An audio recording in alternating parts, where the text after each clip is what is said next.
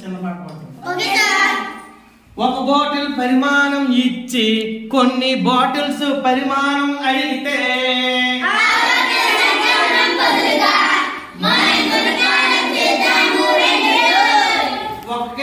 ఒక water can పరిమాణం ఇచ్చి కొన్ని వాటర్ క్యాన్ల పరిమాణం అడిగితే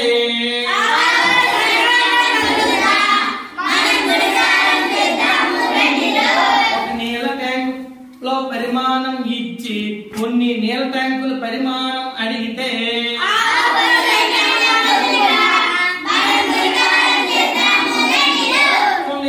ఒక బాటిల్లో 1000 మిల్లీలీటర్ల నీరు పెడితే అలాంటిది 9 బాటిల్లో ఎంత నీరు పడుతుంది అని ఇస్తాడు.